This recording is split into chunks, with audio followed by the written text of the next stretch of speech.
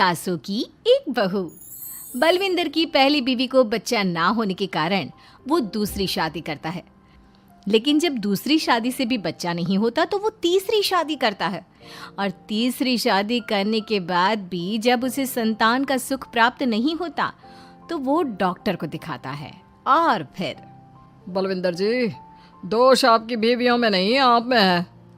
आप में ही कुछ मेडिकल रीजंस की कमियां हैं जिनके कारण आप कभी भी किसी बच्चे के बाप नहीं बन सकते।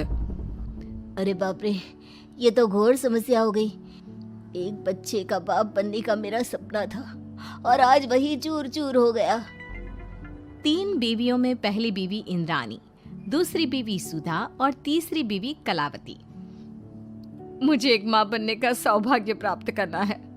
मुझे भी, इसीलिए तो मैंने शादी की थी। अरे लेकिन अब किसे पता था कि हमारे पतिदेव में ही कमी होगी। अब तीनों भी बूढ़ी हो चुकी होती हैं। बलविंदर भी बूढ़ा हो चुका था। प्रमोद एक अच्छी नौकरी करता है। उसकी शादी की उम्र हो चुकी थी, इसलिए तीनों माएं प्रमोद की शादी पाखी नाम की एक लड़की से करा देते हैं। शादी के बाद बहू पाखी की पहली रसोई की रस्म की बारी आती है। मेरी प्रिय 3 सासू माओ, आज मेरी पहली रसोई है। बताइए क्या बनाऊं? क्या पसंद है आप तीनों को? बहू तू ना कढ़ाई पनीर, सूजी का हलवा और पुदीने की चटनी बना दे। अरे नहीं नहीं, ये क्या पसंद है? अरे पाखी बहू, तू छोले भटूरे, सरसों दा साग और मक्के दी रोटी बना, और पंजाबी लस्सी भी बना दे। ओफो, सच में मेरी सौतन हो, खाने के मामले में तुम्हारा टेस्ट और चॉइस दोनों भी बकवास है। बहू, नॉर्मल सिंपल सात्विक भोजन बना दो और हलवा पूड़ी खीर का भोग चढ़ा दो भगवान को मंदिर में। अरे कैसे तुम दोनों अपनी मनमानी कर रही हो? मैं तुम दोनों से पहले आई थी बलविंदर जी के जीवन में, और तुम दोनों से उम्र में भी मैं बड़ी हूँ। इसका मतलब मैं पाखी बहू की बड़ी सास हुई? नहीं, उम्र बस एक अंक होती है। मैंने सबसे ज़्यादा देखभाल की है प्रमोद की, इसलिए मैं एक सास होने का ज़्यादा हक रखती हूँ। पाखी बहू, तुझे मेरी बात माननी होगी। नहीं, तू मेरी बात मानेगी। जो मैंने कहा है वही तू करेगी। नहीं, मेरी बात मानेगी वो। नहीं मेरी। तीनों सास आपस में चिल्लाने लगती है, और फिर वहां पर बलविंदर और प्रमोद आ जाते हैं। अरे ये क्या बिल्लियों की तरह लड़ रही हो तुम तीनों सास? बाकी बहू को घर में आए पूरे 24 घंटे भी नहीं बीते हैं। बाकी तुम एक काम करो, तीनों माओं की कही गई डिशेस में से हर एक की 50-50% डिशेस बना दो। लेकिन बस, अब प्रमोद ने कह दिया सो कह दिया। तुम तीनों अब झगड़ना और बहस करना बंद कर दो। पाखी तीनों सासों की कही गई आधी आधी डिशेस बनाती है और इस तरह अपनी पहली रसोई की रस्म पूरी करती है, जिसके बाद उसकी तीनों सास उसे शगुन और नेक देती हैं। फिर एक दिन, अरे पाखी बहू, तुमने अपना सारा काम निपटा लिया है ना? तो जरा यहाँ आना। मेरे ना घुटनों की मांसपेशियों में बड़ा दर्द हो रहा है। जरा तेल या बाम से मालिश तो कर दे बेटा। तभी वहां पर इंद्राणी और कलावती भी आते हैं। पाखी बहू, चलो मेरे साथ बाजार। मुझे ना नई साड़ियाँ खरीदने हैं। तुम्हारी फैशन सेंस बहुत अच्छी है ना, इसलिए मैं चाहती हूँ कि तुम मेरे साथ चलो। अरे पर मैं यहाँ पे पहले आई, तुम्हारे साथ ही सही, लेकिन अरे ऐसे कैसे तुम दोनों मेरी बहू को अपने साथ ले जा सकती हो? सबसे पहले मैंने बहू को कहा है कि वो मेरे घुटनों की मालिश कर दे। अब जाओ, 1 घंटे के बाद अपनी ये फीकी शक्लें लेकर फिर से आना। सुधा मैडम, ज्यादा ना बोलो। पाखी बहू को तुम दोनों से ज्यादा नेक दिया है मैंने, इसलिए पाखी बहू तो मेरा ही काम करेगी। और वैसे भी ये सुशील सर्वगुण संपन्न बहू अपनी इस बेचारी बूढ़ी सास को खांसते हुए कैसे देख सकती है? क्यों पाखी बहू? हाँ, पर नहीं पाखी बहू, तुम इन दोनों की भावनाओं के जाल में मत फंसो। और रही बात शगुन और नेक की, तो रिश्तों को प्यार के भाव से तोला जाता है, ना कि पैसों के भाव से। मतलब ही कहीं के।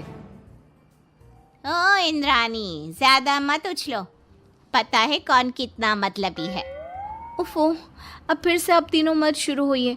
मैं आप तीनों की काम करूंगी, लेकिन बारी बारी। सबसे पहले सुधा सासू माँ का, फिर कलावती सासू माँ और फिर इंद्रानी सासू माँ का। इसके बाद तीनों सासों में फिर से लड़ाई और कहासुनी छिड़ जाती है। फिर एक दिन जब पाखी घर का किराने का सामान लेने बाहर निकल रही होती है कि तभी बहू, मुझे ना मेरा पुराना संदूक नहीं मिल रहा, तू आकर ढूंढ देगी क्या? अब ठीक है इंद्रानी सासू माँ। पाखी इंद्रानी के कमरे में जा ही रही होती है कि तभी उसे सुधा रोक लेती है, हाथ में खूबसूरत साड़ी लिए। पाखी बहू, ये मेरे ना साड़ी पर पिछली बार अचार गिर गया था, इसे प्लीज अच्छे से धो देना। वो कल शाम को विमला जी के बेटे की शादी में जाना है ना, एक ही बार पहनी है ये साड़ी मैंने। अभी धो देगी तो कल तक अच्छे से सूख जाएगी और कड़क इस्त्री करके मैं तेरा परफ्यूम मार कर शादी में जाऊंगी। हाँ लेकिन सुधा सासू माँ, उतने में कलावती भी वहाँ पर एक कढ़ाई लेकर आ जाती है। पाखी बहू, ये मैंने कल रात को मेहंदी भिगोई थी लोहे की कढ़ाई में, मेरे बालों में लगा देना बिटिया। तू तो मेरी प्यारी बहू है ना? इंद्रानी वहाँ आ जाती है और तीनों सास फिर से। तो मेरी पड़ोसन है क्या? ये मेरी भी बहू है और मेरा भी इस पर उतना ही हक है जितना कि तुम्हारा। तुमने खरीद नहीं लिया है ना, तो ये मेरी है, सिर्फ मेरी, इकलौती बहू मेरी पाखी, मेरा ही काम करेगी। क्यों पाखी? नहीं नहीं, ये मेरा काम करेगी। पहले मैंने आवाज लगाई थी। तुम दोनों तो ऐसी बहू पाने के लायक भी नहीं हो। हट जाओ तुम दोनों और खुले मैदान में जाकर एक दूसरे से लड़ो और नोचो एक दूसरे को। लेकिन पाखी बहू तो सिर्फ मेरी ही सुनेगी और मेरे ही आदेशों का पालन भी करेगी। तीनों सासों के बढ़ते झगड़े को देख पाखी अपना आपा खो देती है और जोर से चिल्ला पड़ती है, बस बहुत हुई आप तीनों की तू मैं। अरे रोज ना ड्रामा लगाती रहती हो, 50 साल की बूढ़ी औरतें हो गई हो, फिर भी बच्चों की तरह लड़ती रहती हो। अब बस बहुत हुआ। अब तो मैं आप तीनों में से किसी की भी बात नहीं सुनूंगी और मैं जा रही हूँ ये घर छोड़ के। अब मुझ में और सहन शक्ति नहीं बची, मैं चली। अब लड़ो झगड़ो, एक दूसरे को मारो पीटो नोचो, जो करना है करो। पाखी अपना सूटकेस लेकर घर से बाहर निकलने लगती है।